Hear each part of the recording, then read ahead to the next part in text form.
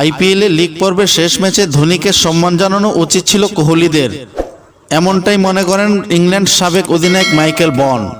Royal Challenger Bangalore ক্রিকেটারদের উচিত ছিল ধোনিকে সম্মান জানানো, কারণ লিগ পর্ব থেকে বাদ যাওয়ায় চেন্নাই সুপার কিংসের আর ম্যাচ বাকি ছিল না, অর্থাৎ ধোনির খেলাও শেষ। আর হাঁটুর চোটে কাবু ধোনি পরের বছর আইপিএল খেলতে পারবেন কিনা তা নিয়ে যথেষ্ট সন্দেহ রয়েছে। এমতো অবস্থায় আরসিবির সম্মান জানানো উচিত ছিল বলে মনে করেন তিনি। তবে ভারতের বিশ্বকাপ জয়ী অধিনায়ক এখনও অবসর ঘোষণা করেননি। মনে করা হচ্ছে তিনি এই আইপিএলের পর আর খেলবেন না।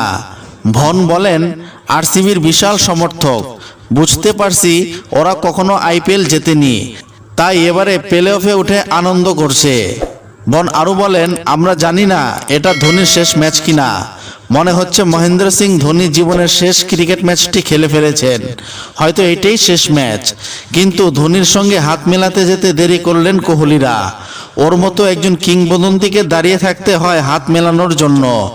হাত মিলিয়ে নেওয়ার পরেও তো আনন্দ করা যেতে পারত বলে মনে করেন তিনি। বন্ধুরা, আপনারা কি মনে করেন ধোনির শেষ ম্যাচ হয়ে গেছে?